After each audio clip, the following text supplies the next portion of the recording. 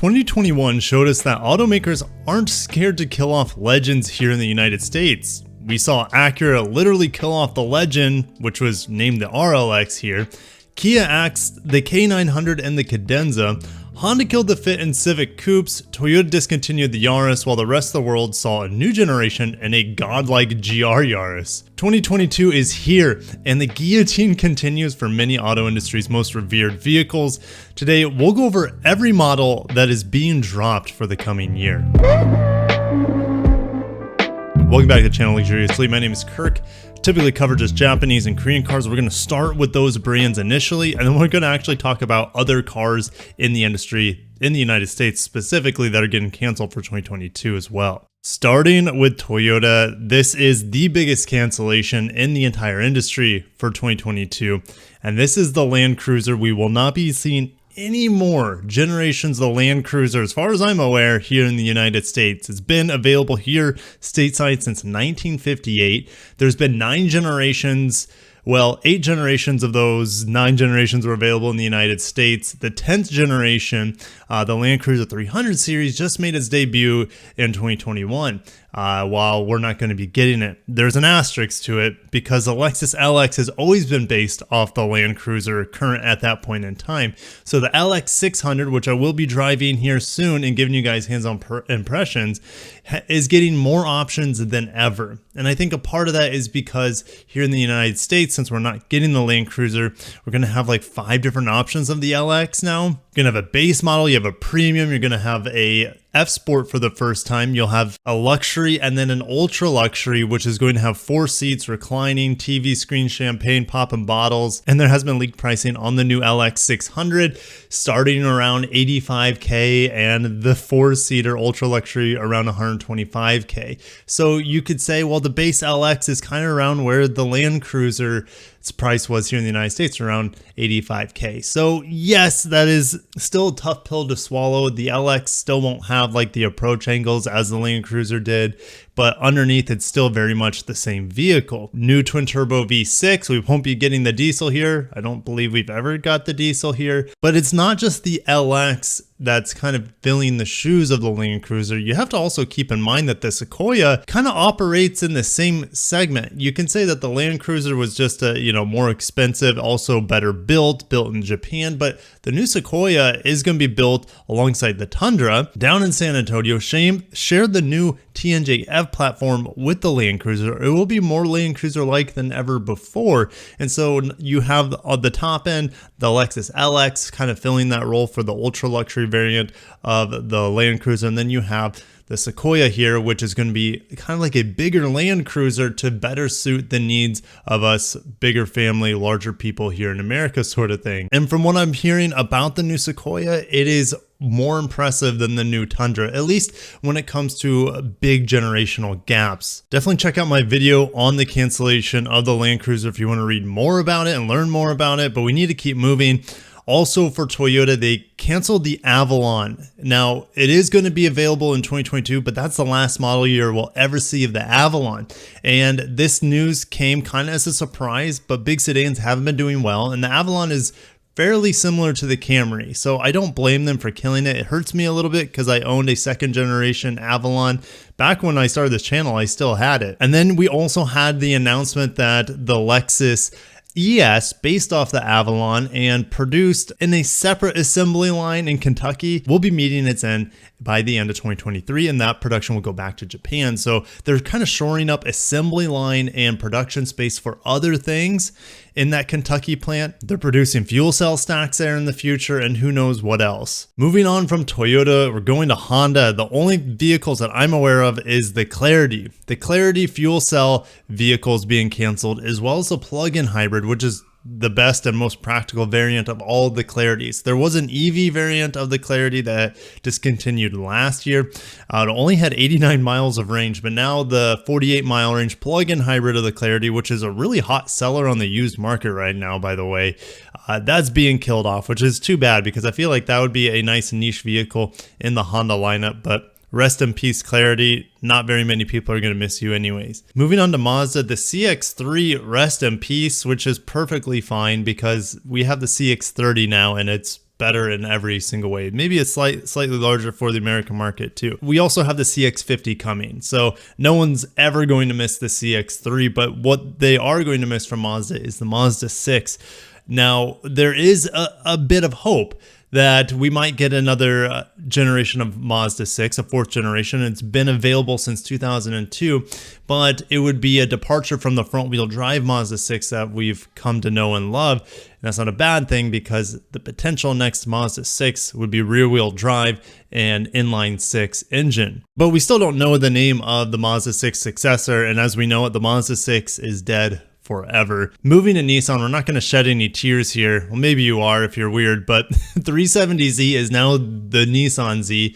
What many people will think were thinking that Nissan would call the 400Z, the twin turbo V6 that we see like in the Q50 Red Sport, for example. 400 horsepower, 350 pound-feet of torque, 6-speed manual. Man, people are going to be lapping this vehicle up. No one's going to shed a tear for the 370Z. And you could say the 370Z lives on in the 400Z with just better styling, updated interior, and a better engine and 6-speed manual, because it's based off the 370Z's platform. So not a big tearjerker there. And also Nissan NV vans are gone. The HD variants, which were based off the Titan, super weird looking vehicles, and they're awfully enormous. You have the front end that is super long, like a pickup truck. You know how vans are very compact and they don't have, they don't have a big overhang on the front. But the HD NV vans were like the ugliest vehicles on the market. I'm not sad that they're leaving. They had 1500, 2500 HD variants of them. And the NV200 is meeting its end, the more compact city specialized, work specialized NV200. Rest in peace. I'm not going to miss you guys. Moving on to Korean cars, there's actually not that much here. Last year we had a few that met its end, like the Cadenza and the K900 from Kia. Looking at the Ioniq brand as they unveiled the Ioniq 5, and that's their brand for electric cars going forward. But the Ioniq EV, the car EV, not the brand EV, it's confusing, I know. But the Ioniq EV is getting canceled. Had 170 miles of range. It was only available in about 13 states here. But the hybrid variant and the plug-in hybrid variant still continue on. The Veloster is canceled for 2022, but the Veloster N still sticks around with its 2-liter, 275 horsepower turbocharged engine.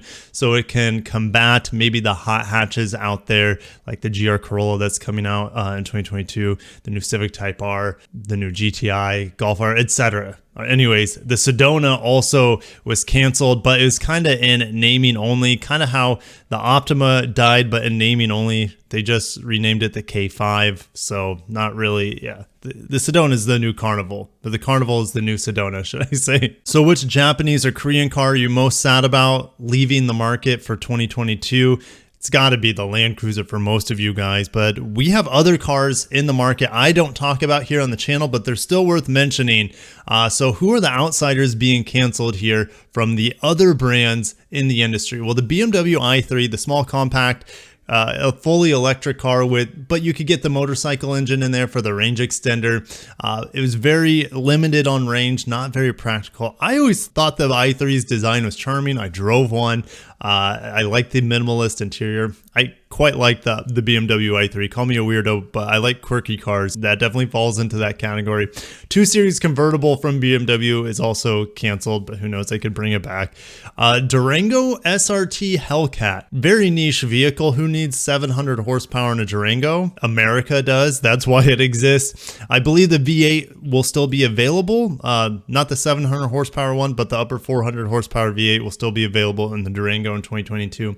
And the reason is Stellantis, when they all got together and merged this new company with all these different European countries as well as Dodge Chrysler, they killed off SRT. So as a result, not only is the SRT Hellcat killed for the Durango, but the Jeep Grand Cherokee SRT is killed, and so is the Trackhawk variant. Lotus Evora, another small niche vehicle here, is canceled. But the Emira is replacing it, and those vehicles get a supercharged V6. I think it's the 2GR engine, the 3.5 liter supercharged V6 from Toyota. I wish Toyota would actually use this supercharged V6 in their own vehicles, but no, Toyota's like, hey, I'll give you the engine and you can do whatever you want with it. But yeah, I just wish we had a supercharged V6. That'd be sick as hell. You imagine in an IS supercharged V6, you really wouldn't even need the IS 500. I know that the V8's more fun and it sounds better if you put a better exhaust on it. But anyways, Mercedes S-Class Coupe and Cabriolet have been canceled. I'm not shedding a tear there. Mercedes AMG GTR is being canceled, which I think is one of the more gorgeous cars out there. The Japanese, unfortunately, haven't made a car that looks quite like this. The new sports battery electric vehicle that Lexus has just announced and should be, hopefully, fingers crossed, available by 2025 is kind of that same sort of design. You could say Mazda's vision concept is very similar to this sort of vehicle, but the Black Series is taking its place. So it's not really that sad because the Black Series is better than the GTR, I believe. Not an expert on those vehicles. Polestar 1 being canceled as well. Polestar going fully electric, of course. Polestar 1, obviously their first vehicle came out in 2017. Plug-in hybrid, twin-charged, supercharged, and turbocharged 2-liter with electric motors, producing over 600 horsepower, 0 to 60 in around 4 seconds. The Polestar Precept will be replacing it. So that concept vehicle will be replacing the Polestar 1.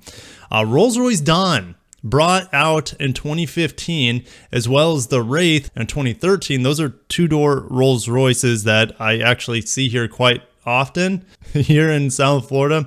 Well, they're gone, at least for the United States market. Volkswagen Golf came out in 1975 as the Rabbit, but the Golf survives in its high-performance trims here in the United States as a GTI and Golf R. Passat is not going to be available in 2022. It's been available since 1992.